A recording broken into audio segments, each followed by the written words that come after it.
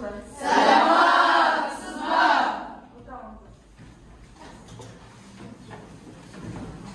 Оқушылар, сабағымызды бастамас бұрын топқа бөліп алайық, басына. Келіп, бір-бірден билеттерімізді аламыз да әркім өз орындарына отырып.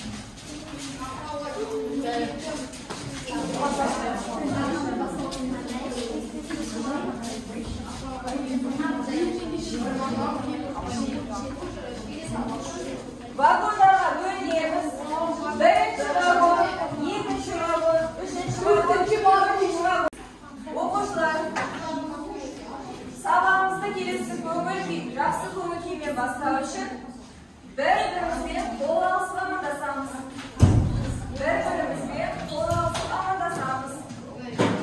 Жақсы, басқа топ мүшелеріне қол бұлғаймыз. Келесі бүгінгі көңіл күйімізді бас бармақпен көрсетеміз. Қандай көңіл күйіміз? Жақсы ма? Өткен сабағымызды қайталау мақсатында қазір әр топтан екі оқушыдан шықсын. Бір немесе екі оқушыдан.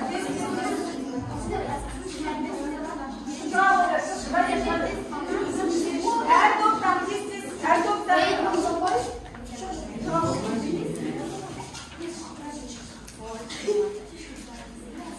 Жақсы, дөңгеленіп тұрамыз. Бұл жүзу әдісі деп аталады. Суда біз қалай жүземіз? Айнала жүзе қойыңдар. Тез айналамыз. Суда қалай жүземіз? Жақсы. Қазір мен сұрақтар қоямын. Сол сұрақтарға кім бірінші жауап береді, сол судан бірінші жүзіп шыққан болып есептелінеді. Қол көтереміз сұраққа. Жақсы ма? Затесін дегеніміз не? Айтады. Отырабы. Жақсы. Келесі жүземіз. Сын есінде кім мысал айтады? Дәкен. Мысал. Мысал. Айнала. Отырабы. Келесі. Синоним кім мысал айтады? Синоним сөздерге. Айша. Жақсы. Отырабы.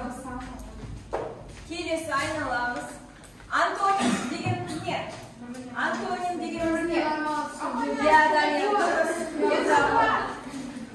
Келесі жүземіз. Амоним сөздер. Сөздер дегеніміз не? Көптік жалғауды кім айтады? Көптік жалғаулар. Қандай? Лар. Жақсы. Жүземіз. Аружан. Әдемі сөздің синонимі қандай? Синонимдері. Көрікті, сұлу, көркем, отырауы. Руслан. Қазақ тілде неше септік бар? 7 септік бар. Жарайсың, отырауы. Жақсы. Бұл біздің өткен сабақтарда өткен ережелеріміз, қайталады. Жақсы. Енді қараймыз, тақтаға қараймыз. Бүгінгі жаңа сабағымыздың тақырыбы денсаулық кепілі. Дәптерімізді ашамыз, бүгінгі күнді жазамыз.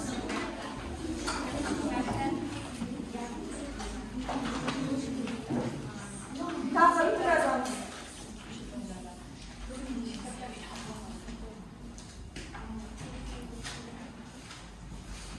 Денсаулық кепілі.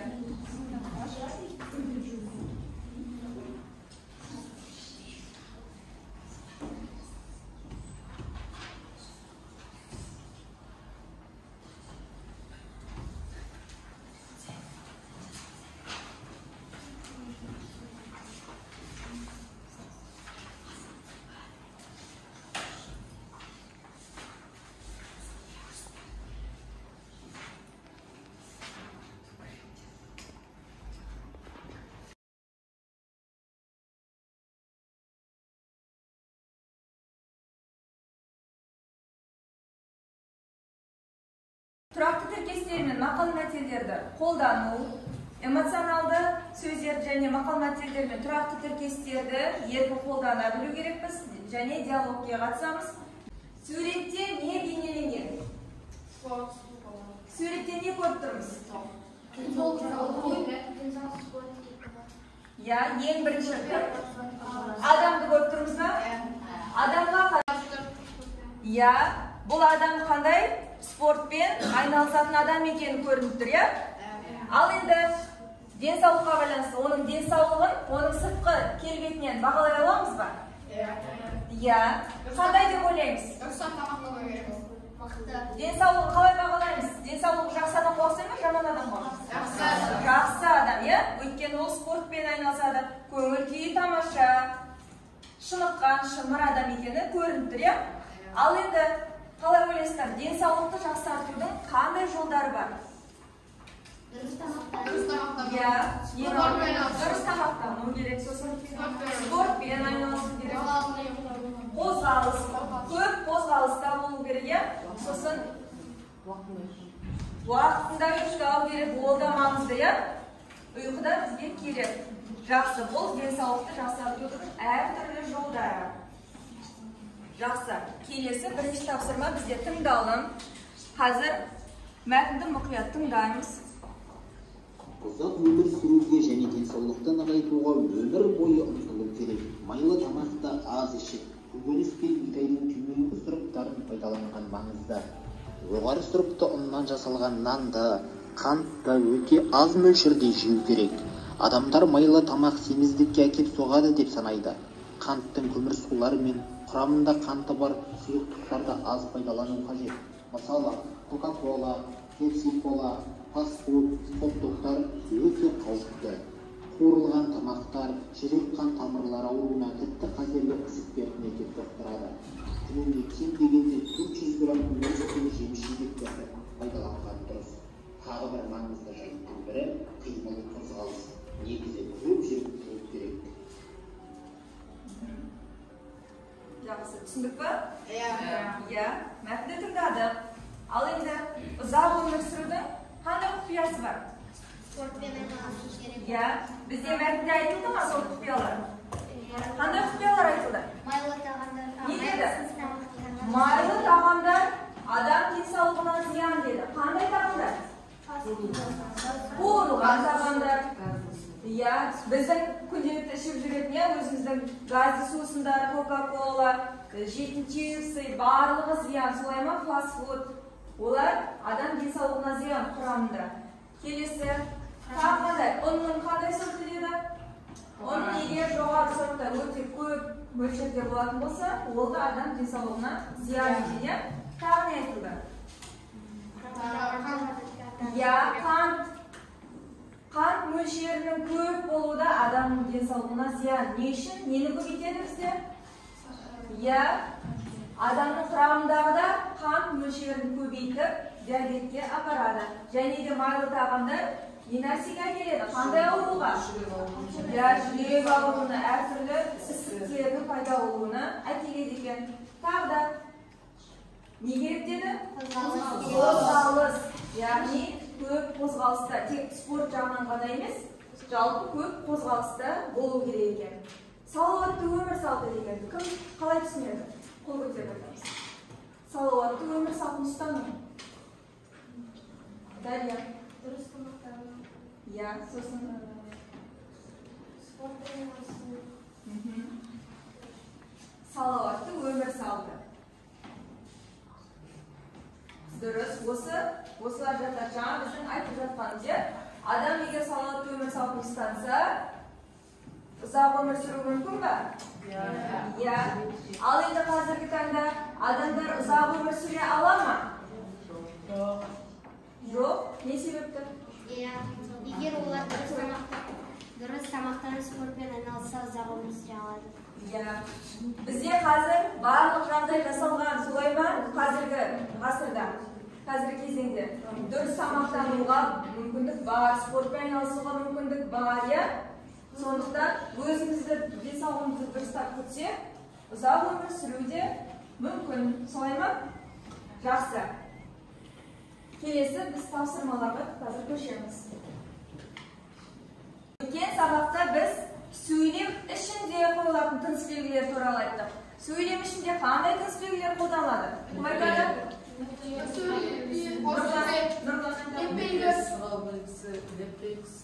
Сөйлем ішінде. Өткен сабақта өткен. Айша. Қатыр айтыңыз. Өткір, қос нүкте, сосын шақша. Олар сөйлемнің ішінде қойылады. Нүктелі өтір дегендер, иә? Ал енді бүгінгі тақырыпта бізде сөйлем соңында қойылатын тыныс белгілері олар. Қандай? Не белгісі, сұрақ белгісі, нүкте, көп нүкте. Нүкте қандай сөйлемдерде қолданылады? Жай сөйлемдерде. Сұрау белгісі? Бір нәрсені сұраған кезде жауап алу мақсатында қойылады. Не белгісі қандай сөйлемде? Әртүрлі көңіл күйді білдірген кезде, және де бұйрықты сөйлемдерде, бұйырған кезде. Бұлар сөйлем соңында қойылатын тыныс белгілері. Қазір осылар тапсырмаларды кездеседі. Олай болса, екінші тапсырма бізде домино әдісі. Қазір сіздерге мәтін қиындыларын таратамыз. Мәтін қиындыларды таратқан кезде құрастырамыз. Яғни домино құрастырамыз да мәтінді толық оқимыз.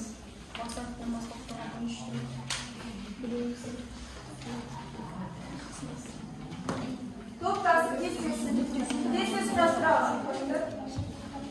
Бізде мәтінде берілген белгілі ғалымдардың пікірлері. Денсаулығында енді. Жақсы, бірінші топ аяқтады. Бірінші топ аяқтады. Тойданғаншылдық пен ештеңе істемеушілік адамды аздырады, денсаулықтан айырады. Қайта ақыл ойдың бір нәрсеге талпынуы өмір бақи тұрмысты нығайтуға бағытталған қайратқа мінгізеді. Бұл кімнің пікірі? Гиппократтың. Ал енді түсіндіреміз. Пікірмен келісеміз ба? Не дейді? Ештеңе істемеушілік, жалқаулық, не нәрсеге келеді дейді? Не үшін айырады деп ойлаймыз? Нұрлан айта ғой. Не үшін? Жанары сылтыш.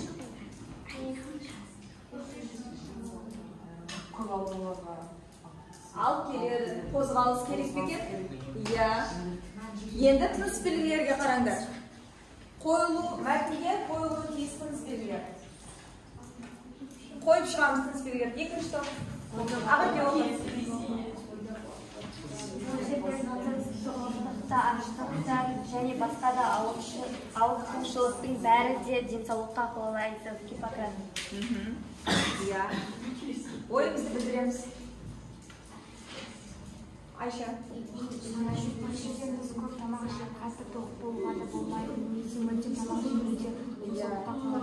Дұрыс. Яғни көп тамақ жей берсе де зиян, аштықта зиян екен. Енді тыныс белгілер. Қай жерде қалдыруға тыныс белгілер бар? Көп шығамыз. Үшінші топ. Тағам емес, денсаулыққа пайдалы тағамдар. Иә. Не үшін? Себебі тағамдар денсаулыққа өте зияны болады. Пайдалы тағамдар пайдалы. Иә. Себебі пайдалы тағамның барлығы да тәтті, иә?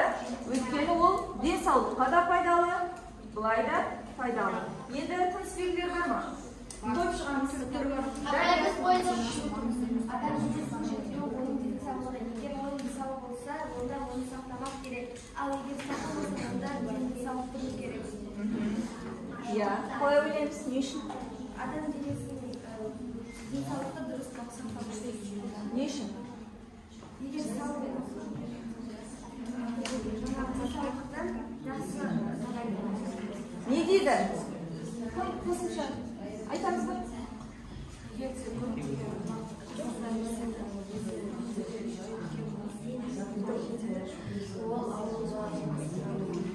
Жақсы. Адам денсаулығын сақтау керек, ал егер дені сау болса, сол сау күйінде сақтап білудің өзі маңызды екен, сол денсаулықты ары қарай да сақтай білу керек. Иә, түсініктерді қойдық. Ya, ötür. Dürüst. Tınç veririz. Söylep işinde ya. Ya, sizlerge post söz var. Dürüst. Жақсы. Tınç belgilerdi. Koyduk. Dürüst. Қолдanabildik ya. Жақсы. Енді ойымызды білдірдік қой. Әр топ бір-бірін бағалап өтсінші қане. Форматпен бағалап қояды. 5 қоям. Барлық топ жақсы жауап берді ма? Иә. Бір-бірімізді пікірімізге? Иә. Жақсы. Бұл тапсырмада бізге ұялы телефон қажет. Әр топтан 1-2 ұялы телефон жетеді. Ұялы телефондарымызды шығарамыз. QR-код әдісі. Қазір әр топқа бір-бірден QR-код шығарылған парақша таратылады. Осыны телефон арқылы ашамыз да тапсырмамызды қараймыз. Әр топ өзіне берілген тапсырмасын телефон арқылы ашамыз. Және қағаздың артында тапсырманы берілуі бар. Қалай olur? Аштық ба? Камера алып. Ескірек қараңыздар. Аштық ба?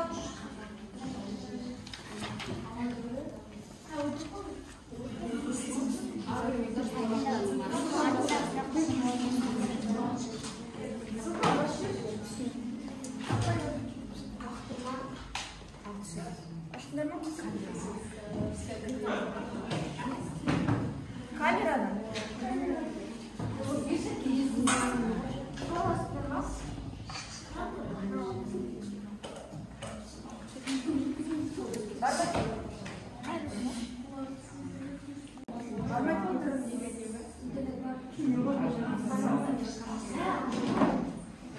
Яғни біз интернет арқылы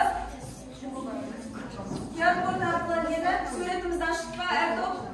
Иә, енді парақшаның артында тапсырма берілген. Оқимыз да Суретте қандай спорт түрлері бейнеленген? Суретке қараймыз. Сүйікті спортыңыз туралы қысқаша айтып тұрсаңыз. Яғни сіздердің суреттеріңіз неге байланысты? Спортқа байланысты, иә? Енді осы қандай спорт түрлері берілген және өзіміздің сүйікті спортымыз туралы шағын мәлімдеп өзіміз дәптерге орындаймыз. Сіздерде неге байланысты? Дұрыс тамақтану, дәрумендерге байланысты, иә? Мұнда не құрымдар деп тұр? Бізде сұхбат құрамыз, яғни бір-бірімізден анықтаймыз.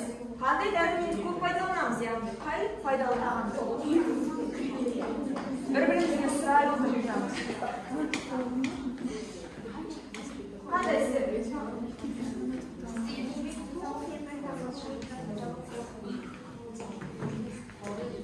Қазір бірнеше оқушылар бар, жеке тапсырмалар бар. Данияр. Осы жеке тапсырма бар. Дархан.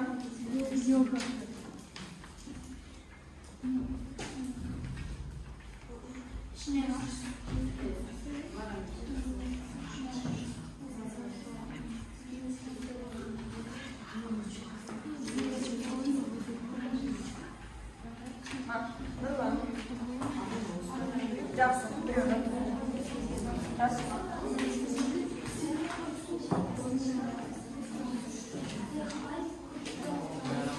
Дәптерге орындаймыз. Дәлер дәптерге орындаймыз.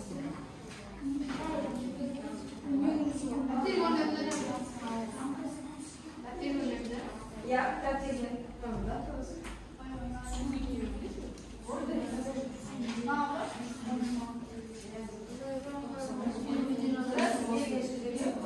Сақтау деп айтып жатырмыз, иә? Тазалықта керек па? Керек. Яғни жеке гигиена тазалық туралы.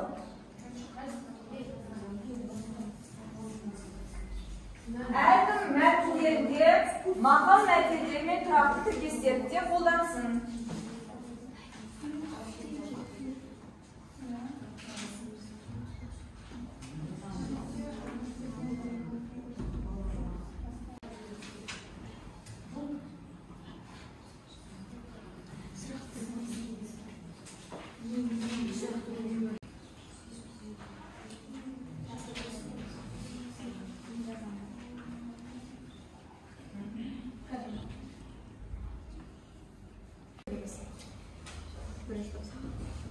Апай болду.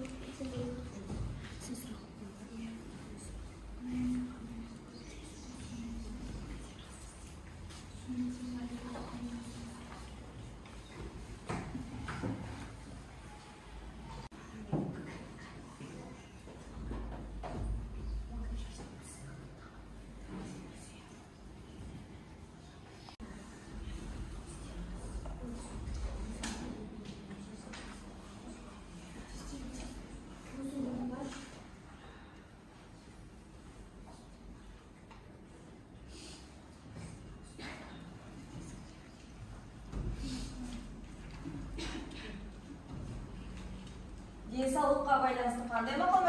Жаны саудың тәні сау. Денсаулық. Жақсы, екінші топтан Айша оқыды. Сіздердің тақырыптарыңыз не деп қойдық? Дұрыс тамақтануға байланысты. Оқыды. Мен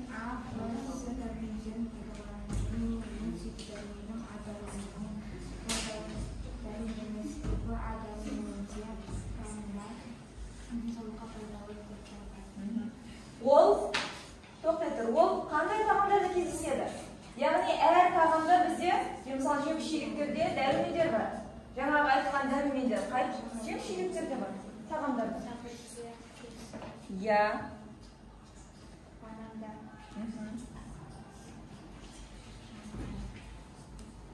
Басқа топ мүшелеріне сұрап қалады. Бірінші топ. Тапсырманы. Төртінші топ. Оқы. Иә, жауап. еңбек денсаулық кепілін қалай түсінесің? Еңбек туралы бірнеше мәлімет береді. Еңбек бәрін жүйелі біздің ата-анамыз өтешін еңбек етеді. Еңбек денсаулық кепілі қозғалысқа да жатады. Жақсы, мен шайдым. Еңбек ол өз маңдайынан шыққан тек. Еңбек тек өз бір-біріне көмектесу және де танымайтын адамдарға көмектесу. Біз нағыз еңбек ететін адамдар ата-анамыз. Яғни сіздер тақырыптарыңыз қозғалысқа байланысты. Дұрыс. Сұрағыңыздар.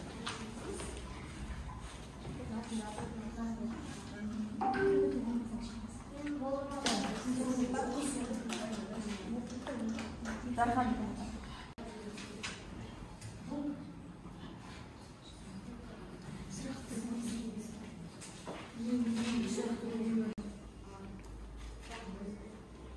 Болып па? Сіздердің тақырыптарыңыз қандай еді? Тазалыққа байланысты. Кім оқиды? Дана.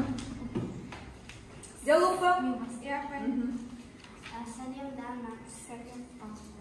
Маған тазалық жайлы өз пікірімді айтып берсең, қалай қарайсың? Тазалық, денсаулық кепілі тазалықта, тазалық достқа беру керек, тазалық достың денсаулық. Иә. Болып па? Иә. Тазалыққа бізде суреттерімізде не? Неге байланысты? Жеке гигиенаға байланысты. Оған нені жатқызамыз? Дұрыс. Иә, жуыну. Тіс, мысалы, тісіміздің дұрыс тазалау деген сияқты. Оның барлығы тазалық.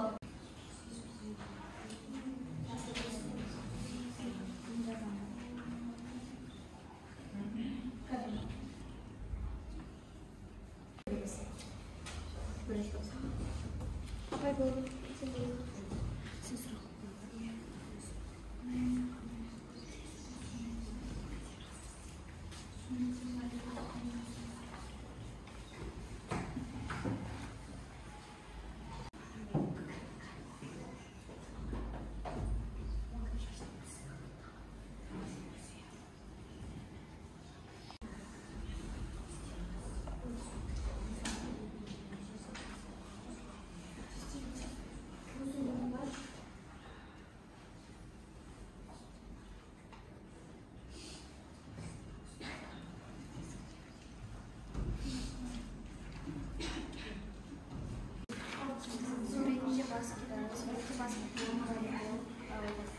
велосипед, гандбол, йога, және тағы басқа спорттар жөнделген. Спорттық адам денсаулығына пайдасы да зор. Денсаулық спорттың уақыты қонақтан қозғалып спортпен айналысу қажет.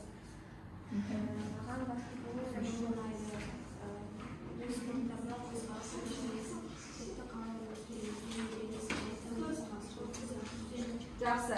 Яғни сен осы спорт түрлерімен айналысасың, иә? Сүйікті спортыңыздың түрі. Абылай, сен ше, қандай спорт түрімен айналысасың? Иә. Жақсы. Енді топ ішінде бір-бірімізді бағалап, 10 балға дейін балымызды қойып тұрамыз. Бір-бірімізді бағалаймыз. Топ ішінде бір-бірімізді бағалаймыз. Бір-бірімізге балымызды қойып тұрамыз. Сабақ соңында маған сол дәптерлерімізге қойып тұрамыз. Енді бір-бірімізге балдарымызды қойып тұрамыз. Бірден 10 балдық жүйеге дейін.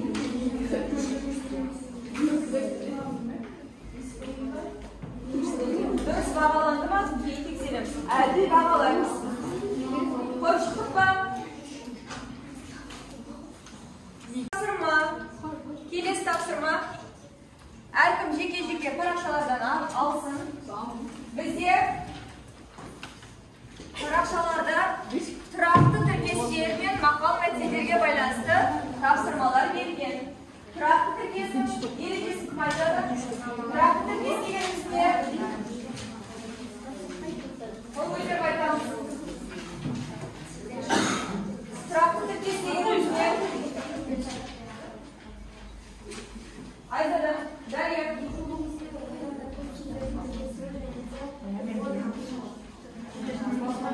Қандай мағына дейді? Барлығы бір мағынаға ие болады. Иә, дұрыс. Яғни тұрақты тіркестер бірнеше сөздер тіркесіп, бір мағынаны білдіреді. Әркімде тапсырма, әрқалай. Антоним болатын тұрақты тіркестерді осы сөздердің ішінде бастырды.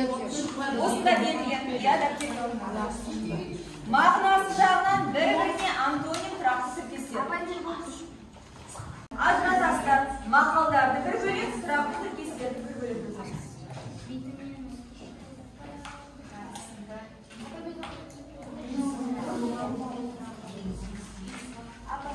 Бір сөзбен анықтаймыз. Мысалы, үріп ауызға салғанда қандай мағына білдіреді? Әдемі деген бір ғана мысалы сөзбен мағына білдіреді. Кенеттен деген сөзге аяқ астынан деген жерден ойда жоқта ойламаған жерден келеді. Екі шпорт арасында қас қарайғанда қара көлеңке ел орнына отыра деген ол ұмытқан. Яғни екі бөлек бөліп жазды. Бұның барлығы не? Тұрақты тіркестер. Фразеология кезінде. Дұрыс жауап берді ме? Басқа топ мүшелері бір-бірімізге қарап отырамыз.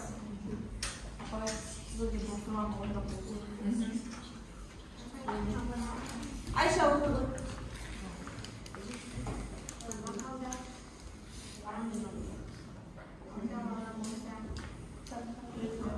Балдарым қойды. Мақсыдар.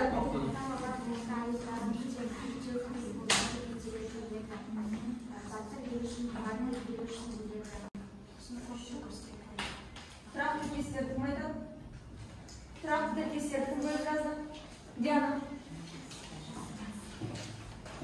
Теперь наша тұрақты тіркес қаншықты қойында сынау, банан, шайнау, итарқасы басқа Қатесі қайсысы? Кім айтады? Қайсысы қате болды? Басқа бәле тілден деген. Тұрақты тіркес па, мақал мәтел ма? Мақал мәтел. Айтады.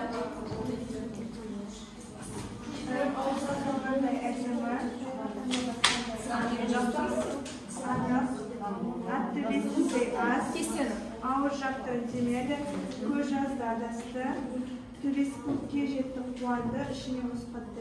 Ол сөзіне қошты Я сазайын таптырды.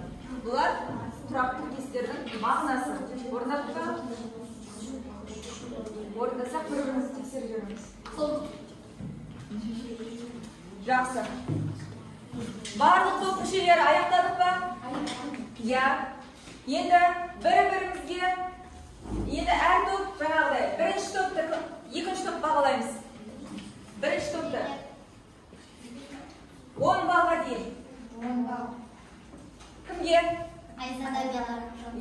Айзада мен Аружан белсенді, бірінші топта. Екінші топта, үшінші топ бағаламыздар, тез-тез.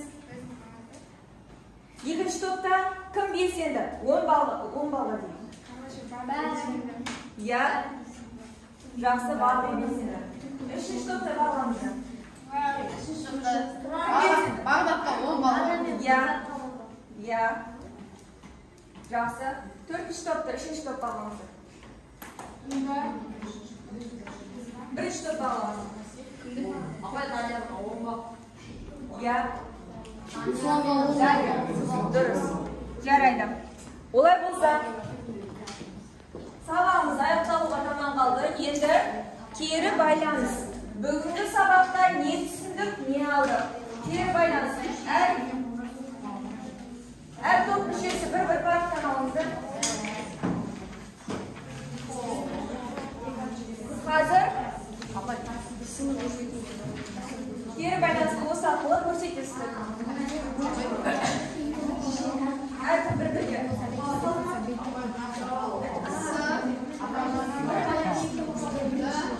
Жетті ма? Жетті ма?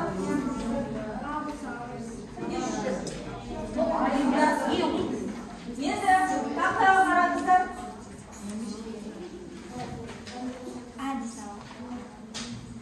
Тақтаға қараймыз. Сөйлем соңында қойылған тыныс белгі. Бізде карточкаларымызды алдық қоя. Міне, 4 вариант 4 жақта. Ал енді біз қай вариантты дұрыс деп бағамыз, соны көрсетеміз. Апай,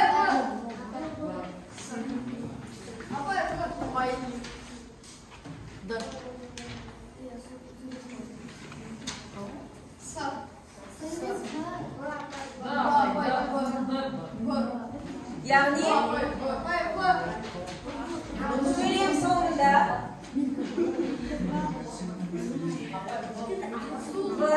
дұрыс.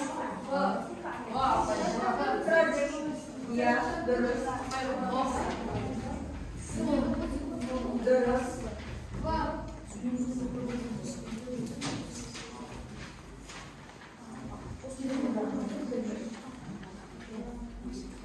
Екінші сұраққа қараймыз. Адамның әртүрлі сезімін, көзқарасын, көңіл күйін білдіретін сөздер. Дұрыс. Нұсқаны көрсетеміз.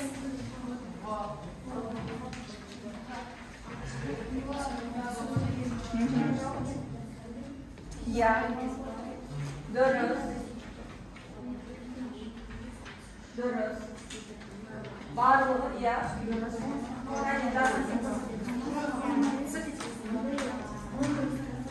Дұрыс. Яғни қандай сөздер екен?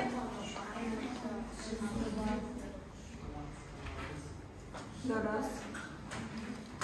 Яғни әртүрлі көңіл күйді білдіретін сөздер, сөз эмоционалды сөздер деп аталады, яғни әртүрлі эмоцияны білдіреді.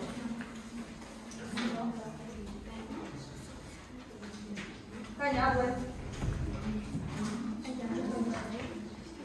Дұрыс. Дұрыс. Жақсы. Түсіндік қой, солай ма? Сөйлем соңында қойылатын тыныс белгілерді түсіндік, және де нені білдік? Ал енді қорытындылаймыз. Кім айтады?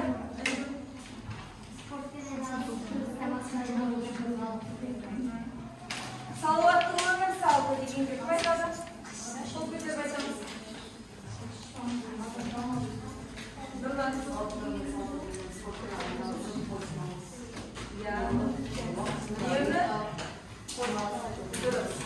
Оқушылар, біз жаңа әртүрлі өз-өзімізді бір-бірін бағаладық қой, енді бүгінгі сабақта өз-өзімізді бағалаймыз. Бүгінгі сабақта қандай жетістікке жеттік, қай баспалдақта тұрмыз? Мысалы, белсенді оқушылар қай баспалдақта? Барлығы меңгерген жоғары. Қай баспалдақта тұр? Мен 5-ші баспалдақта Барлығын меңгердім деп тұр, иә? Достарым көмектесті, мысалы, бір-біріңізге көмектескендеріңіз бар, иә?